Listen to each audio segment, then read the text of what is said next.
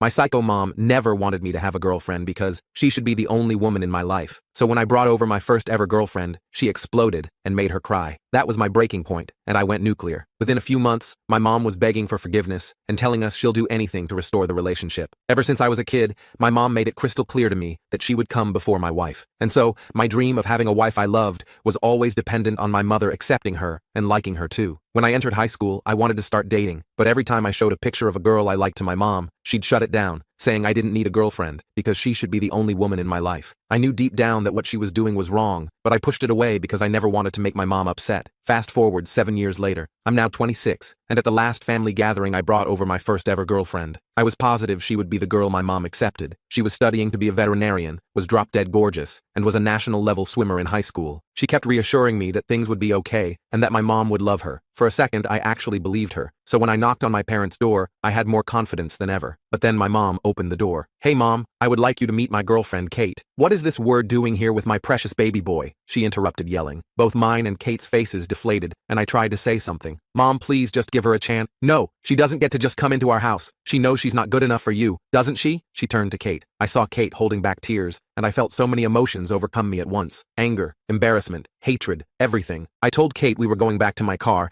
and as I took her hand, my mom began speaking again. "Where are you going, honey? You're coming in. It's only this W word who can't." I stood in shock. I wanted to scream, but I kept my mouth shut and walked back to the car with Kate. My mom's voice got louder the more we walked away, as she was now getting angry at me for choosing Kate over her. The second we got back to my car, Kate broke down. She started crying, telling me this has never happened to her before, and she lunged into me asking if she was really such a bad girlfriend. I reassured her, and it's while I was holding her that I asked myself something. If I was my mom, would I raise my son and treat my girlfriend the way she does? And the answer was no, I wouldn't. I wouldn't have this weird, borderline gross obsession of isolating me from every single girl who has come near me. I wouldn't have stopped me from going to my favorite band's concert when I was 17 because my female cousin was going. I wouldn't have demanded I attend a boys-only high school. I wouldn't have shot down every girl I have ever tried bringing home. And I certainly wouldn't react this way to my son bringing over a girl as intelligent and beautiful and kind as Kate is. At that moment, for the first time in my life, I began fully resenting my mom. I comforted Kate, kissing her forehead while she cried, telling her it was okay, and as soon as she calmed down, I stormed out of the car and headed straight up to my mom's front door. She opened it, and as soon as she saw me, a smile formed on her face. "You made the right choice, hon." "Fing, shut up." Her face went white when I interrupted her. "I don't understand." "No, I don't understand," I interrupted her again. "What is wrong with you? Are you in love with me or something? Do you fantasize about me? Is that why you used to come into my room at night and cuddle me? Is that why you can't let me see a single girl in my life? Is that why you forced me to cut off every single female relative?" My mom was stumped. Her face became even paler, and for a second I actually thought my words were connecting with her, until of course, she turned sour again. "That's ridiculous. I just want you to understand that I raised you, no one else. The girls you pick need my approval. It's not my fault I have high standards." "High standards," I exploded. "The first girl I ever brought over you threatened to cull her if she didn't leave your baby boy to you and you only." "Oh, you're exaggerating," she said in her usual dismissive tone. "No, I'm not, Mom. I hate you. I never want to see you again. I want you to know that. I'm in love with Kate. She's going to be my girlfriend, and hopefully my wife, and the mother of my kids, and you're not stopping it." I didn't even let her respond. I walked out and started heading back to the car. I got back in, where Kate was wiping the last of the tears off her face, but as I put the key in, I heard Kate, "Oh my God, is that your mom?" My mom was running out of the house and towards my car. I revved up the engine as fast as I could, but it wasn't fast enough. My mom was by the window, and she was punching it, screaming at me to roll it down, but I didn't. I just started driving. On our way home, I was furious. My mom kept calling me. Kate was telling me she's sorry for embarrassing me and asking me if I was sure I still liked her, but all the noise around me simply came in one ear out the other, because I was going to have a relationship with Kate, and I was going to make my mom back off. But then it hit me. I hadn't really dealt with her at all yet. The situation with my mom was far from over, and Kate seemed to sense my anxiety as we drove back to my apartment. "Your mom needs serious help, Matt," she said quietly, squeezing my hand as we pulled into my parking spot. I nodded, still seething with anger, but also feeling an unexpected wave of guilt wash over me, not for standing up to my mom, but for allowing her behavior to continue unchecked for so many years. Once inside my apartment, Kate and I collapsed onto the couch, emotionally drained from the confrontation. My phone continued to buzz incessantly with notifications from my mother, who had now escalated to sending rapid-fire text messages, ranging from guilt-tripping, "How could you do this to me after everything I've sacrificed?" to outright threats about what she'd do if I chose that woman over her. I finally muted my phone and tossed it aside, pulling Kate closer to me as she rested her head on my shoulder. We sat in silence for a while before Kate suggested that I might benefit from talking to someone professional about my relationship with my mom. "This isn't normal. You know that, right?" she whispered, and I nodded, the reality of my upbringing becoming clearer with each passing moment. That night, neither of us slept well. Kate was still processing the verbal assault she'd endured, and I kept waking up from nightmares where my mother was chasing us through endless hallways. By morning, I had 47 missed calls, 29 voicemails, and over 100 text messages, all from my mom. Most disturbing was her final message sent at 4:27 a.m. "I'm coming over to talk sense into you. That girl has poisoned your mind against me." I immediately called my dad, who sounded exhausted when he answered. "Your mother didn't come home last night," he sighed, and I felt my stomach drop. "She's been driving around looking for your place. I tried to stop her, but you know how she gets." I thanked him quickly and hung up, rushing to lock all the windows and doors, while Kate watched with growing concern. "We should call the police," she suggested, but I hesitated, not wanting to escalate the situation further. That hesitation proved costly when, less than 20 minutes later, frantic pounding shook my front door. "Matthew James Wilson, open this door right now!" My mother's voice echoed through the apartment. Kate froze mid-step, her eyes wide with fear, and I motioned for her to stay back while I approached the door cautiously. Through the peephole, I could see my mother's distorted face, her eyes wild, and her hair disheveled as she continued pounding. "Mom, you need to leave," I called through the door, trying to keep my voice steady. "I told you yesterday, I'm not discussing this anymore." Her response was immediate and chilling. "If you don't open this door in 5 seconds, I'm calling the police and telling them your girlfriend attacked me." I looked back at Kate, who was already dialing 911 on her phone, nodding at me to keep my mother talking. "Mom, you need help," I said firmly. "And this behavior isn't normal. You can't threaten people and stalk me to my apartment." The pounding suddenly stopped, and for a moment I thought she might have left, but then I heard a jingling sound that made my blood run cold. Keys. With horror, I remembered that my parents had a spare key to my apartment from when they helped me move in. I lunged for the deadbolt, just as my mother was inserting her key in the lock, managing to secure it before she could enter. Her scream of frustration pierced through the door as she resumed her assault on the wood. "You ungrateful child, after everything I've done for you." Kate was speaking quietly but urgently into her phone, giving my address to the emergency dispatcher and explaining the situation. I backed away from the door as my mother's tirade continued, her threats becoming increasingly bizarre and disturbing. "I'll tell everyone what you did to me when you were 13, she shrieked, making me frown in confusion. I had no idea what she was referring to, but the implication was clearly meant to be threatening. 10 excruciatingly long minutes later, we heard sirens approaching, and my mother's ranting abruptly ceased. From the window, I watched as 2 police officers approached her in the hallway, speaking calmly while she gesticulated wildly toward my door. When they knocked, I opened it cautiously, keeping the chain on as I explained the situation. My mother immediately launched into tears, playing the role of concerned parent with an Oscar-worthy performance. "My son's girlfriend has been manipulating him," she sobbed to the female officer, who regarded her with professional detachment. "She's isolating him from his family who loves him." The officers separated us, one speaking with my mother in the hallway, while the other interviewed Kate and me inside the apartment. I showed the officer the barrage of texts and calls, explained the confrontation from yesterday, and how my mother had shown up unannounced at my apartment, threatening to make false allegations. The officer, a steady-eyed man named Peterson, listened carefully before sighing. "Family situations can be complicated," he said diplomatically, "but what you're describing sounds like harassment. Would you like to file a restraining order?" I hesitated, looking at Kate, who gave me an encouraging nod. "Yes," I finally said, feeling both relieved and heartbroken. "I think that's necessary at this point." What followed was an exhausting bureaucratic process of statements, paperwork, and court appearances. My mother fought the restraining order viciously, hiring an expensive lawyer who painted her as a loving mother, concerned about her son's well-being. Fortunately, her erratic behavior during the proceedings, including an outburst where she called the female judge a homewrecker who probably stole someone's husband, only strengthened my case. The judge granted a 1-year restraining order, requiring my mother to stay at least 500 feet away from both me and Kate. My father called me that evening, sounding more defeated than I'd ever heard him. "Your mother's not well, Matt," he said softly. "She's refused to admit it for years, but this might finally be the wake-up call she needs." He explained that he'd convinced her to see a therapist, though she maintained it was only to prove how that girl had brainwashed me. In the weeks that followed, Kate and I settled into a strange new normal. Without my mother's constant interference, I discovered parts of myself I never knew existed, interests and opinions that had been suppressed by her controlling influence. Kate was incredibly patient, encouraging me to explore these newfound aspects of my personality while also suggesting I might benefit from therapy myself. I resisted at first, still carrying the stigma my mother had always attached to mental health support, but eventually agreed to try a session. Dr. Raymond, a calm-voiced man with kind eyes, helped me understand concepts like emotional incest and covert narcissism that perfectly described my relationship with my mother. "What you're experiencing is grief," he explained during our third session. Not just for the healthy relationship you never had with your mother, but also for the parts of yourself you weren't allowed to develop. Those words resonated deeply, and I found myself crying unexpectedly in Kate's arms that night, mourning the childhood and adolescence I should have had. 6 months into the restraining order,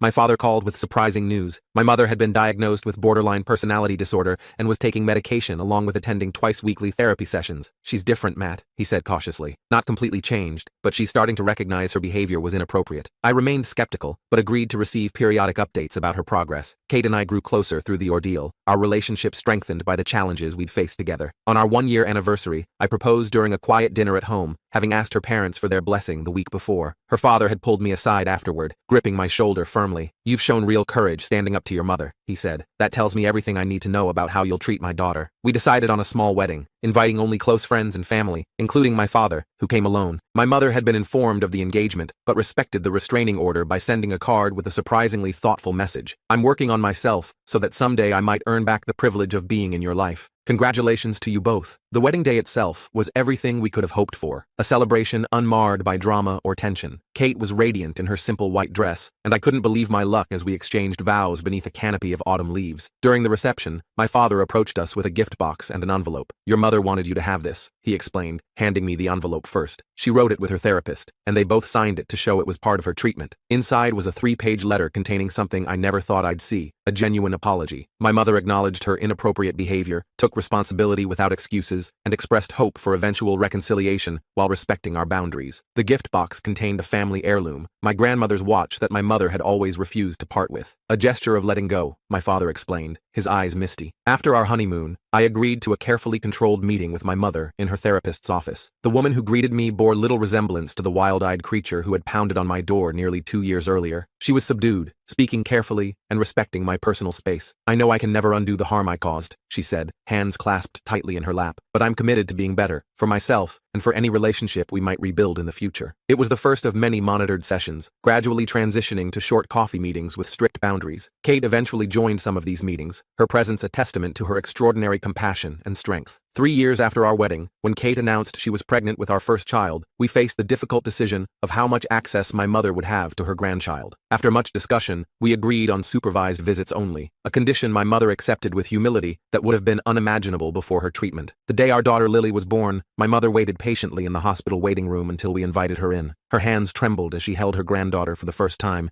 tears streaming down her face. "Thank you for this second chance," she whispered, careful to return the baby to Kate after just a few minutes. Our relationship with my mother will never be conventionally normal, but we've established a new paradigm based on mutual respect and firm boundaries. I still attend therapy regularly, working through the lingering effects of my upbringing, while Kate has become an advocate for families affected by personality disorders, starting a support group at the veterinary clinic where she now works as a senior practitioner. As for Lily, she's growing into a confident, joyful child who knows she is loved unconditionally, not as an extension of ourselves, but as her own person with thoughts, feelings, and dreams we're privileged to nurture. And that, perhaps, is the greatest victory of all, breaking the cycle and creating a family defined by healthy love rather than unhealthy obsession. So that's how I dealt with my mom, not with dramatic confrontations or permanent estrangement, but with boundaries, professional help, and the unwavering support of the woman who became my wife. It wasn't quick or easy, and there were many setbacks along the way, but the journey transformed not just my relationship with my mother, but my understanding of myself and what it means to truly love someone. I didn't fully grasp the depth of that transformation until my daughter was born. I remember standing in the hospital room, this tiny human bundled in my arms. My wife smiled at us from the bed, exhausted but radiant. My mom hovered near the doorway, uncertain for perhaps the first time in her life. I invited her closer, watched her eyes fill with tears as she met her granddaughter. That moment crystallized something important for me. The boundaries I'd established weren't walls to keep her out. They were guardrails to help us navigate a healthier path forward. My therapist had prepared me for this day. We'd talked extensively about breaking generational patterns. I needed to be vigilant about not repeating my mother's mistakes, while also not overcompensating to the point of neglect. Finding that balance became my daily mission. The early months with the baby were a blur of sleepless nights and endless diaper changes. My mom offered to help, and I agreed with clear conditions. She could come twice weekly for 3 hours, no unscheduled visits, and no undermining our parenting decisions. She pushed back at first, testing the boundaries like always. I stood firm, without anger, and her first visit was tense and awkward. She critiqued how I held the baby, and she questioned our feeding schedule. My wife caught my eye across the room,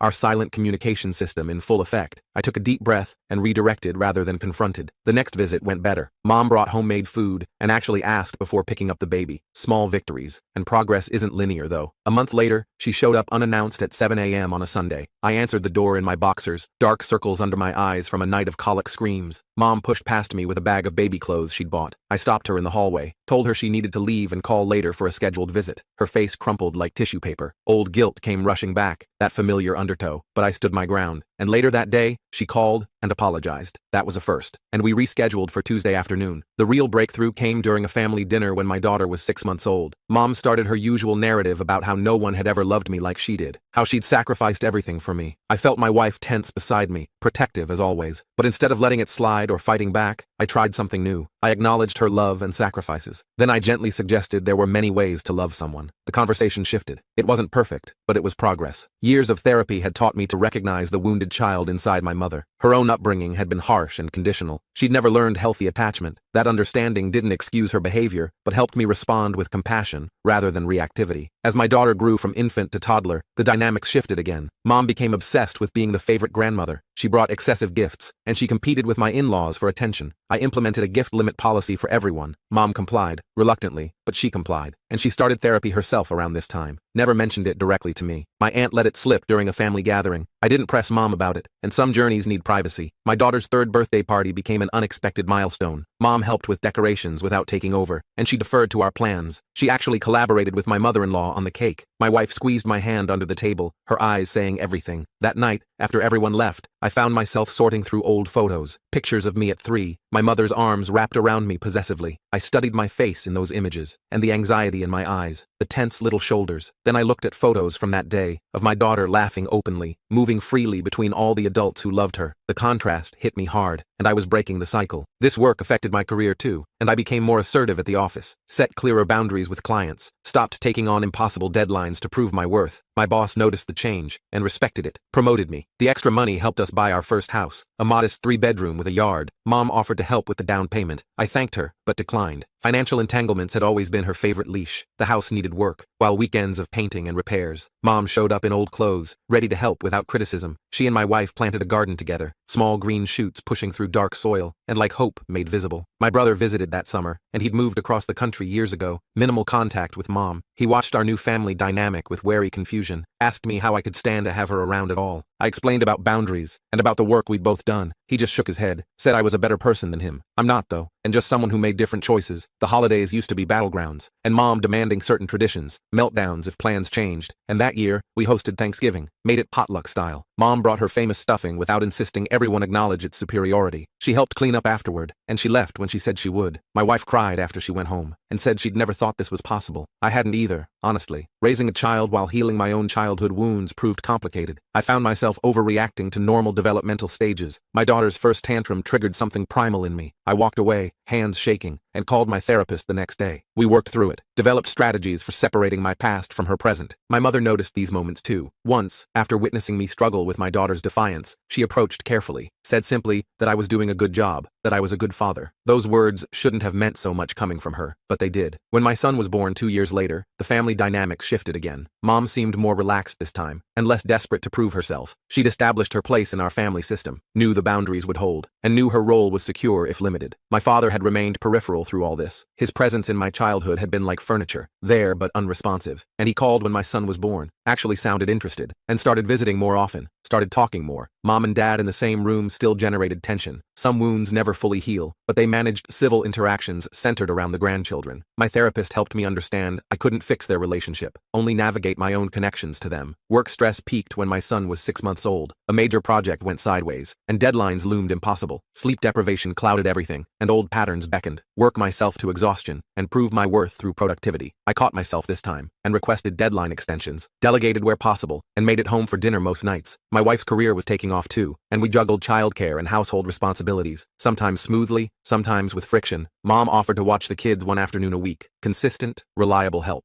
And she followed our parenting guidelines without comment. One day I arrived to pick them up and found her reading to them. No pressure, no performance, and just presence. Just love with open hands. The contrast with my own childhood stories hit me. Friendship became possible between us around this time. Not just mother-son obligation, but actual enjoyment of each other's company. We discovered shared interests in gardening and history documentaries, simple pleasures without emotional manipulation. And my daughter started kindergarten. Mom came for the first day photos. She stood back, letting us have our moment while still being included. Later, she showed me a photo of my first day, same age, her gripping my hand so tight my fingers were white, history, not repeating itself. And my brother's wedding brought extended family together. Old tensions surfaced immediately, and aunts who enabled Mom's worst behaviors, cousins who remembered how she'd treated me, side comments and raised eyebrows when they saw us interact civilly. Mom felt it too, and grew withdrawn at the reception. I found her alone on the venue's patio. For once, I didn't feel responsible for her emotions. I sat with her briefly, and acknowledged things were different now.